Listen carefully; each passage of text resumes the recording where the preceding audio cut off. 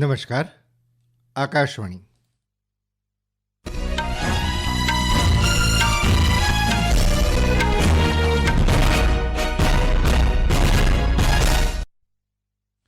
સમાચાર જયેશ વેગડા વાંચે છે. સૌપ્રથમ મુખ્ય સમાચાર. પ્રધાનમંત્રી નરેન્દ્ર મોદી આજથી દક્ષિણ આફ્રિકાના જોહાનિસબર્ગમાં શરૂ થઈ રહેલા G20 નેતાઓના શિખર સંમેલનમાં ભાગ લેશે. પ્રધાનમંત્રીએ દક્ષિણ આફ્રિકામાં G20 શિખર સંમેલન દરમિયાન ગઈકાલે ઓસ્ટ્રેલિયાના પ્રધાનમંત્રી સાથે વિવિધ ક્ષેત્રો પર ચર્ચા કરી. રાષ્ટ્રપતિ દ્રૌપદી મુર્મુએ સિકંદરાબાદના રાષ્ટ્રપતિ નિલયમ ખાતે ભારતીય કલા મહોત્સવના બીજા સંસ્કરણનું ઉદઘાટન કર્યું. સંરક્ષણ મંત્રી રાજનાથસિંહે જણાવ્યું કે આજના વિશ્વને વૈશ્વિક પડકારોના ઉકેલ માટે એક નવા સંયુક્ત રાષ્ટ્ર અને આંતરરાષ્ટ્રીય વ્યવસ્થાની જરૂર. અને ભારત અને દક્ષિણ આફ્રિકા વચ્ચે 2 મેચની ટેસ્ટ શ્રેણીની બીજી અને અંતિમ મેચ આજે ગુવાહાટી ખાતે રમાશે. સમાચાર વિગતવાર. પ્રધાનમંત્રી નરેન્દ્ર મોદી આજથી દક્ષિણ આફ્રિકાના જોહાનિસબર્ગમાં શરૂ થઈ રહેલા G20 નેતાઓના શિખર સંમેલનમાં ભાગ લેશે. 3 દિવસીય શિખર સંમેલનમાં શ્રી મોદી તમામ સત્રોમાં ભાગ લેશે અને ભારતની મુખ્ય પ્રાથમિકતાઓ રજૂ કરશે, જેમાં ગ્લોબલ સાઉથની ચિંતાઓ, ટકાઉ વિકાસ, આબોહવા કાર્યવાહી, ઉર્જા સંક્રમણ અને વૈશ્વિક વહીવટમાં સુધારાનો સમાવેશ થાય છે. 2014 બાદ પ્રધાનમંત્રી મોદીનું આ 12મું G20 શિખર સંમેલન છે. આ શિખર સંમેલન પહેલીવાર આફ્રિકન ખંડ પર યોજાઈ રહ્યું હોવાથી ખાસ મહત્વ ધરાવે છે. આ વર્ષની વિષયવસ્તુ એકતા, સમાનતા અને ટકાઉપણું છે. દક્ષિણ આફ્રિકાએ તેના પ્રમુખપદ હેઠળ મુખ્ય પ્રાથમિકતાઓ પર ધ્યાન કેન્દ્રિત કર્યું છે, જેમાં આપત્તિ સ્થિતિસ્થાપકતાને મજબૂત બનાવવી, ઓછી આવક ધરાવતા દેશો માટે દેવાનું ટકાઉપણું સુનિશ્ચિત કરવું, ન્યાયી ઉર્જા સંક્રમણ માટે નાણાં એકત્ર કરવા અને સમાવિષ્ટ અને ટકાઉ વિકાસને પ્રોત્સાહન આપવા મહત્વપૂર્ણ ખનિજોનો ઉપયોગ કરવાનો સમાવેશ થાય છે. પ્રધાનમંત્રી મોદી ગઈકાલે સાંજે શિખર સંમેલનમાં ભાગ લેવા માટે જોહાનિસબર્ગ પહોંચ્યા છે. દરમિયાન પ્રધાનમંત્રીએ દક્ષિણ આફ્રિકાના જોહાનિસબર્ગમાં G20 શિખર સંમેલન દરમિયાન ગઈકાલે ઓસ્ટ્રેલિયાના પ્રધાનમંત્રી એન્થોની એલ્બનીઝ સાથે વાતચીત કરી હતી. બંને નેતાઓએ વ્યાપક વ્યૂહાત્મક ભાગીદારીના 5 વર્ષ પૂર્ણ થવાના પ્રસંગે દ્વિપક્ષીય સંબંધોની નોંધપાત્ર ઊંડાઈ અને વિવિધતા પર સંતોષ વ્યક્ત કર્યો હતો. બેઠકમાં સંરક્ષણ અને સુરક્ષા, મહત્વપૂર્ણ ખનિજો, વેપાર અને રોકાણ, શિક્ષણ અને લોકો વચ્ચેના આદાન પ્રદાન સહિત અનેક ક્ષેત્રોમાં દ્વિપક્ષીય સહયોગ વધારવાની ચર્ચા કરવામાં આવી હતી. બંને નેતાઓએ આતંકવાદ સામે વૈશ્વિક લડાઈને મજબૂત બનાવવાની તેમની પ્રતિબદ્ધતાનો પુનરોચ્ચાર કર્યો હતો. ઓસ્ટ્રેલિયાના પ્રધાનમંત્રીએ ભારતમાં તાજેતરના આતંકવાદી હુમલામાં માર્યા ગયેલા લોકોના પરિવાર પ્રત્યે પણ સંવેદના વ્યક્ત કરી હતી. સોશિયલ મીડિયા પોસ્ટમાં શ્રી મોદીએ જણાવ્યું હતું કે તેઓએ સંરક્ષણ અને સુરક્ષા, પરમાણુ ઉર્જા અને વેપાર ક્ષેત્રો જ્યાં સંબંધોને વધુ વિસ્તૃત કરવાની અપાર સંભાવના છે તે અંગે ચર્ચા કરી હતી. પ્રધાનમંત્રીએ દક્ષિણ આફ્રિકાની બહુરાષ્ટ્રીય ઇન્ટરનેટ અને ટેકનોલોજી કંપની નેસ્પર્સના ચેરમેન કુસ બેકર અને મુખ્ય કાર્યકારી અધિકારી ફેબ્રિસિયો બ્લોસી સાથે પણ મુલાકાત કરી હતી અને ભારતમાં digital ecosystem, artificial intelligence, startups અને અવકાશ ક્ષેત્રોમાં રોકાણ વધારવા તેમજ ગ્રાહક બજાર અને ટેકનોલોજીમાં નવી તકો શોધવા અંગે ચર્ચા કરી હતી. બાદમાં પ્રધાનમંત્રી મોદીએ જોહાનિસબર્ગમાં ભારતીય મૂળના ટેક ઉદ્યોગ સાહસિકો અને દક્ષિણ આફ્રિકામાં ભારતીય સમુદાય સાથે પણ વાતચીત કરી હતી. પ્રધાનમંત્રીને ચિન્મય મિશન તરફથી કલશ પણ ભેટ આપવામાં આવ્યું હતું, જેમાં ભારત અને દક્ષિણ આફ્રિકાના શ્રી અન્ન અથવા બાજરીનો સમાવેશ થાય છે. તેમણે કહ્યું કે તેને ડર્બનના અન્નપૂર્ણા દેવી મંદિરમાં મૂકવામાં આવશે. શ્રી મોદીએ દક્ષિણ આફ્રિકામાં આયોજિત ભારત જાણો સ્પર્ધાના વિજેતાઓ સાથે પણ વાતચીત કરી હતી. રાષ્ટ્રપતિ દ્રૌપદી મુર્મુએ ગઈકાલે સિકંદરાબાદના રાષ્ટ્રપતિ નિલયમ ખાતે ભારતીય કલા મહોત્સવના બીજા સંસ્કરણનું ઉદઘાટન કર્યું હતું.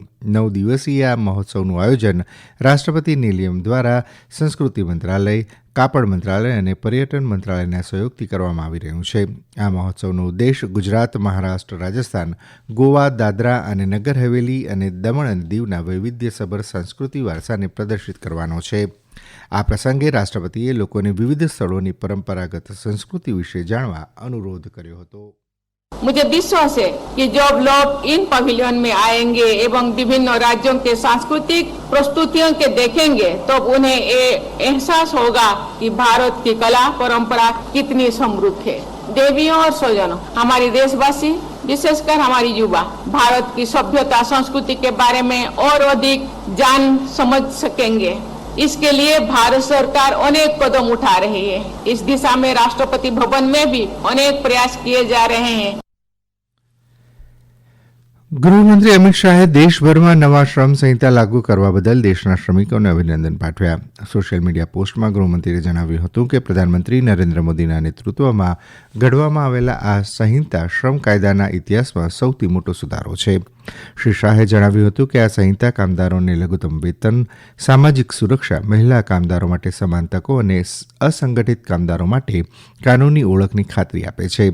તેમણે જણાવ્યું હતું કે આ સંહિતા કામદારોના જીવન ધોરણમાં સુધારો કરશે અને વિશ્વ માટે રોલ મોડેલ બનશે. ઉલ્લેખનીય છે કે કેન્દ્ર સરકારે ગઈકાલે દેશમાં હાલના જૂના શ્રમ કાયદાઓને સરળ અને સુવ્યવસ્થિત કરવાના હેતુથી 4 નવા શ્રમ સંહિતા લાગુ કરવાની જાહેરાત કરી હતી. આ સમાચાર આપ આકાશવાણી પરથી સાંભળી રહ્યા છો. આ સમાચારનું જીવંત પ્રસારણ આપ અમારી YouTube channel AIR news Gujarat પર પણ સાંભળી શકશો. વધુ સમાચાર માટે અમારી વેબસાઇટ newsonair.gov.in/geo અને અમારા એક્સ હેન્ડલ AIR_news_ABAD ને ફોલો કરશો.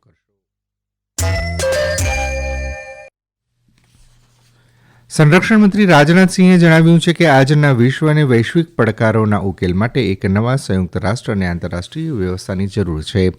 શ્રી સિંહે ગઈકાલે લખનૌમાં વિશ્વના મુખ્ય ન્યાયાધીશોના આંતરરાષ્ટ્રીય પરિષદમાં આ મુજબ જણાવ્યું હતું.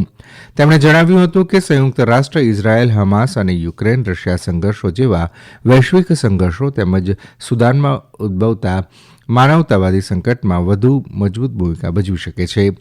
શ્રી સિંહે જણાવ્યું હતું કે આનો અર્થ એ નથી કે સંયુક્ત રાષ્ટ્રમાં અભાવ છે, પરંતુ તે વૈશ્વિક રાજકારણની જટિલતાઓ, શક્તિશાળી રાષ્ટ્રોના પ્રભાવ અને સંસ્થાકીય પ્રક્રિયાઓની ધીમી ગતિનો ભોગ બન્યું છે. શ્રી સિંહે જણાવ્યું હતું કે વર્તમાન આંતરરાષ્ટ્રીય પરિસ્થિતિમાં સમગ્ર વિશ્વને ભારતના સભ્યતાના દ્રષ્ટિકોણથી ઘણું શીખવાની જરૂર છે. તેમણે કહ્યું હતું કે ભારતે હંમેશા આંતરરાષ્ટ્રીય કાયદાનું સન્માન કર્યું છે. જ્યારે પણ વિશ્વના કોઈપણ ભાગમાં કટોકટી આવી છે ત્યારે ભારત હંમેશા સહાય પૂરી પાડવા માટે તૈયાર રહ્યું છે. ભારત અને દક્ષિણ આફ્રિકા વચ્ચે 2 મેચની ટેસ્ટ ક્રિકેટ શ્રેણીની બીજી અને અંતિમ મેચ આજે ગુવાહાટીના બરસાપારા ક્રિકેટ સ્ટેડિયમ ખાતે રમાશે.